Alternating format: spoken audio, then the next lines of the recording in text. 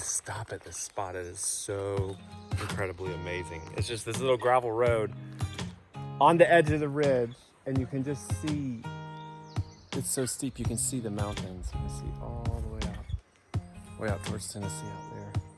And we're up in the birches.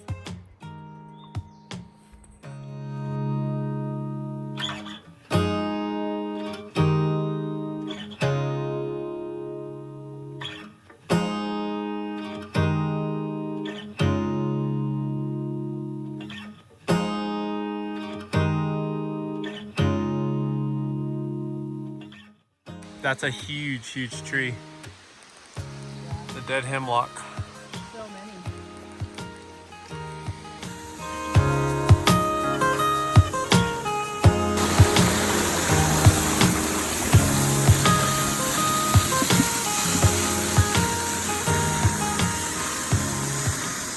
I wonder if this has been ice climbed. Well, I've wondered if it could possibly ever make a column in a really cold winter. It has to be an especially cold winter. And just freeze from above and below. These giant icicles and then a giant mound below. There's lots of places in Colorado and the Canadian Rockies where that happened. Yeah. Like I've heard, this? Go ahead. Do you think this spot would do it though if it was negative 20 for 2 weeks? Yeah, I think so. There's one place in the Smokies. 4 years ago we had a really good ice year. And it froze into a column.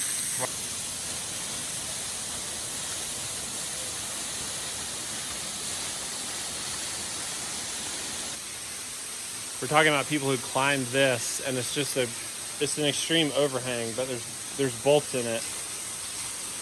Priscilla was saying she doesn't think she can top out on this. She climbs. I don't climb, but she climbs. But this is a huge challenge, right? Oh, it looks really hard. Anyway,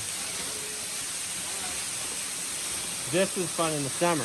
It's a giant, powerful, like almost knock you down shower, just blasting down on you. But it's way too cold right now. It's about 10 degrees colder here than my house, and I'm chilly actually with my jacket on. I thought I'd be plenty warm.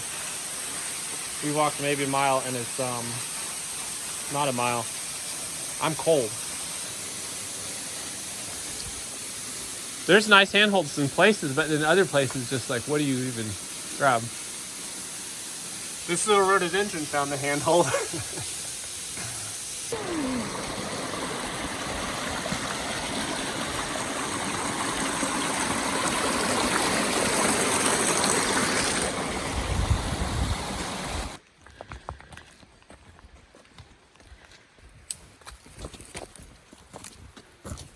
But even if I don't like those concepts.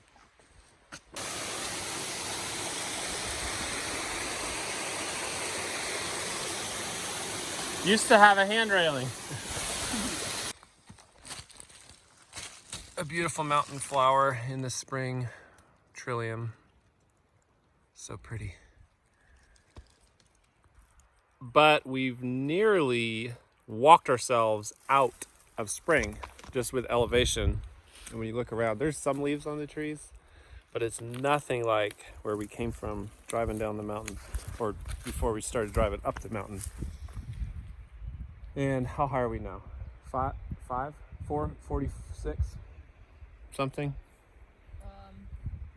We're at a higher elevation, and the spring is so much slower to come out over here. When you look out at a distant view of the mountains, you can see green at the bottom, and it goes all the way up to brownish gray on the tops. Yeah, 4,600. 46 elevation. 4,600 feet. How would a rock like this just get here? It's just sitting here. It's so huge. Did it fall down, or has it always been there? I'll have to just run up here to show you how big this rock is. It's just sitting here. It's just sitting on the side of the hill. It's so beautiful. Will you do a little challenge with me where we close our eyes, we walk up the hill, we sit down, we open our eyes, and we see how many things we can eat within our reach that we know we can eat? Sure. Just for fun. So I'm just gonna close my eyes. I'm just gonna go that way. There are trees in the way. Well, I'm just gonna I know there's trees, but I'm not picking the spot. I'm too. But Random selection of fourth floor. this is a little scary actually. We Western North Carolina. I'm gonna sit down actually because I'm going uphill now. Okay, so starting off, chickweed.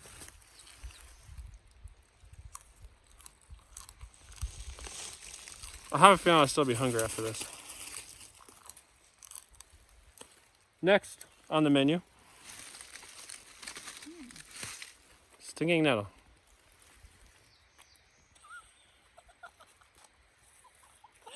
Raw. That's beautiful. It's delicious. Next on the menu, we have to get creative. Sometimes pretend to like things they don't actually like because they want to eat it. I do think that happens, but I genuinely love everything I eat because I just don't eat it if I don't know. I really like cattail or catbrier tips. Oh, me too. You can taste the vitamin C in them, if there is any. All right, I'm gonna move around a little. I know that's cheating probably because I kind of ran out of stuff. Right over there. Can you eat angelica? You can eat angelica root, right? Here's angelica. It's more medicinal, but I believe you can eat the roots. I'm not going to eat that today. All right, here I found violets.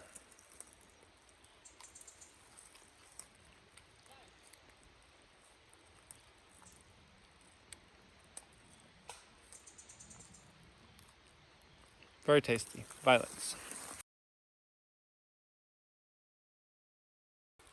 You can't eat it. I know it looks weird. It's a lichen. I remember you actually showed me that you can eat this. Do you remember, if anything, what nutritional value it has? Mr. Thurston showed it to us. Oh, yeah. And he said it had minerals.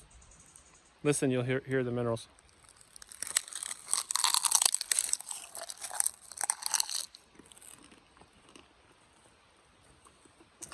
Yeah. I'll park that in my cheek for a while until it softens because it turns to sawdust if you chew it. See this wiggle? Yeah. Oh. Moving handholds.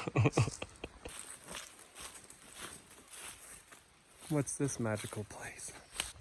Oh, cool.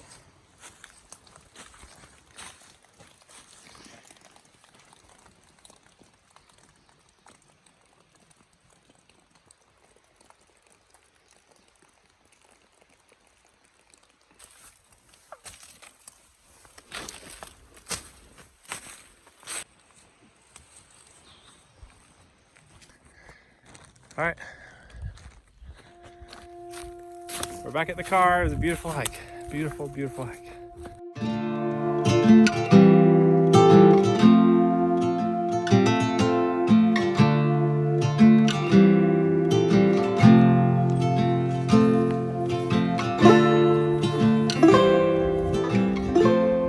Continuing basically a day off, on my way home, I grabbed some weeping willow branches. I'm going to try to get a couple of them to start. I've had really good success with starting willows. They're really easy to start. Several times though I've planted them out where I let the goats subsequently browse, and guess what? That doesn't turn out well for the willows. So I'm just going to start a bunch of them in the hopes to get 2 or 3 really good, strong weeping willow trees. Bree wants some right by the creek over there.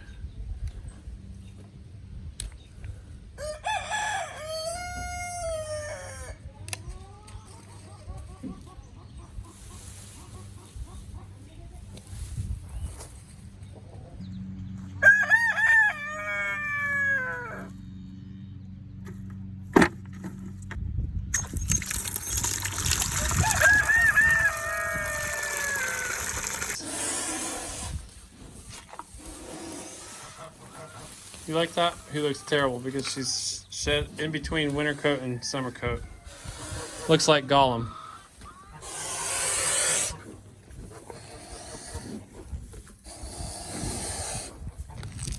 You can see the grape root that I planted here the other day. It's continuing to sprout. You can see there's a growing sprout.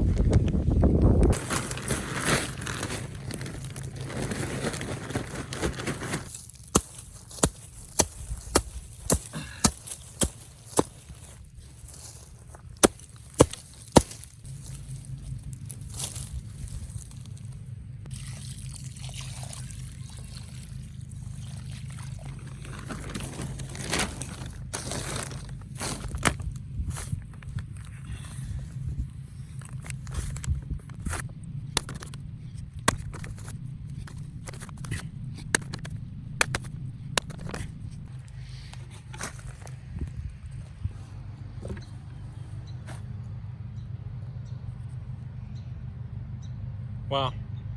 Yeah. It's tiny.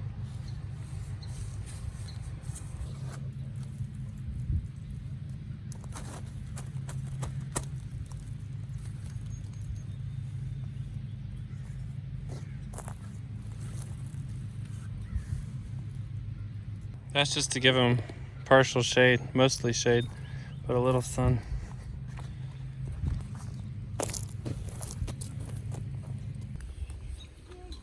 Nice job. All right.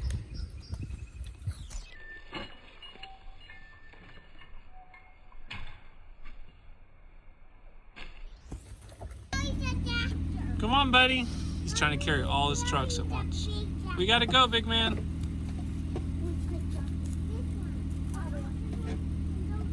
Thanks, Justice. That's nice of you.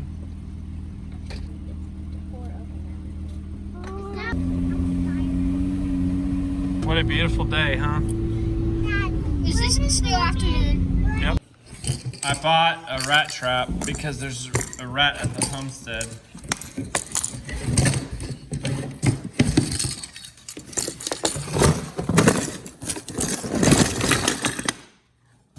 Another fun thing to do is just have one and then appear with them.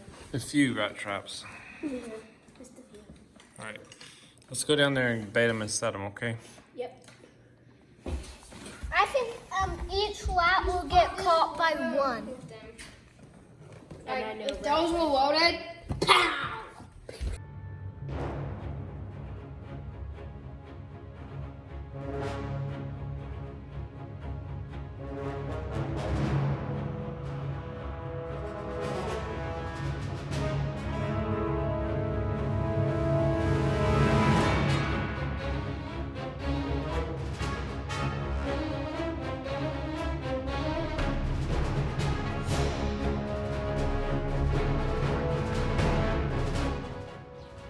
I know we are overbaiting these probably. Everything from this stuff to peanut butter to hot dogs on every single trap. And now we gotta pick. Probably the most important thing is where we put them. I found a bag of corn I'd forgotten about over there. So all the feed currently should be out of reach of rats. But I've seen several in the past few days. I really want to try to take care of this once and for all. I know it won't be once and for all. It will require maintenance and careful management of feed. That's the big thing. Pigs are bad because you feed the pigs and they spill food everywhere, even outside their fence. So that's where I first started seeing them, out where the pigs were. I'm gonna put 2 in here because I've seen them twice come up through here and run along this wall. So I'm gonna put a couple on this wall in here.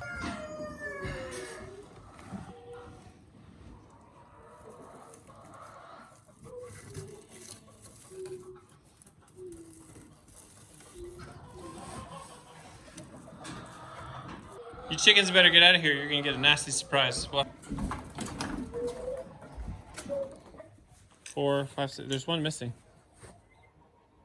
Wait, how many did we set in that barn? We're gonna set some in this back barn where I first saw the rats, right where the pigs were. Yeah, if you think they're running along that wall, like try to figure out how they're going to that spot where you can see there's a little corn left. You don't have to see anything, you have to think like a rat. And think, where would the rats be?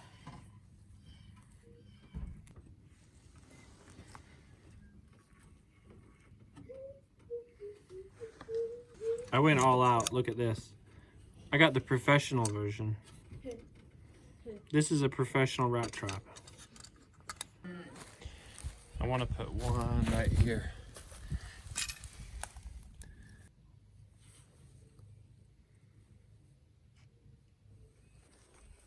Okay, so we got 12 rat traps set with a preteen, no fingers snapped. I think that's really pretty good. I was just sitting here thinking I need to get the cows out on pasture probably this week. And I was thinking, that fence line, that needs weed eating before I put them out so the electric fence will function. And then I was thinking, you know how much fun it would be to just to pick a bunch of that grass and throw it into the cows. So that's what we're doing now. You want some of that? You want some of that? I know you want. Here. Now keep in mind, this is about the 5th big bundle I've given to these goats. So their greed isn't because they've not had anything green. It's because they want a lot. You guys are hilarious. Ah, get it, get it, get it. Get it, get it. They want it. Here, I'll throw it in there. Then you can just go for it. It's on your heads. Let's see if we can reach to these cows from here. Hey, buddy, right here. Look right here. Hey, look here. Look, it's right here. No, Mama, you can't have it. You already got some. Here.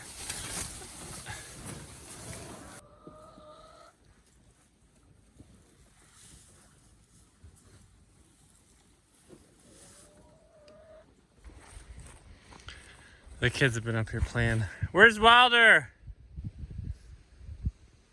Where's Wilder? Oh, you see him? Okay. How's it going? Good. You have to check for ticks, I guess. You guys having fun up here? Yeah. Check me for ticks. Well, we will. I'll be here. What do you want to show? Oh, where'd you get bread? In my bag. Oh, you packed snacks? Only bought a lot. What about your hand? Your bleeding hand? Yeah, it's Oh. a little hurting. What happened? I stepped on a bulky box.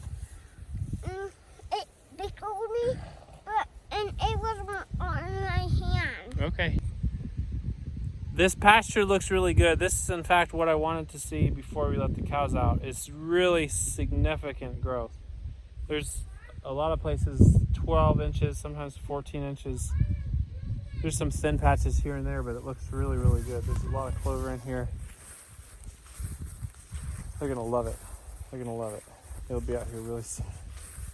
This is what I wanted to see for recovery though. I didn't want to put them back on it while it was still stunted from their grazing late in the winter last year.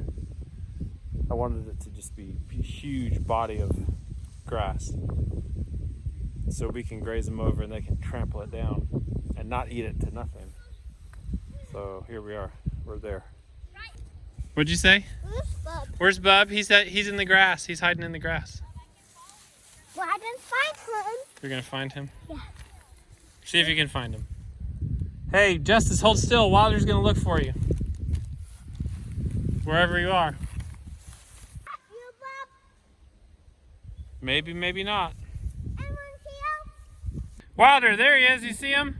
Wilder, give me a cheetah with right.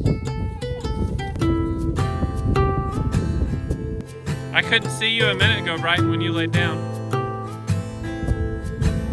Oh, you're gone. No, I cannot see you. Not at all. Yeah, it is really long, thick grass up here. It's beautiful.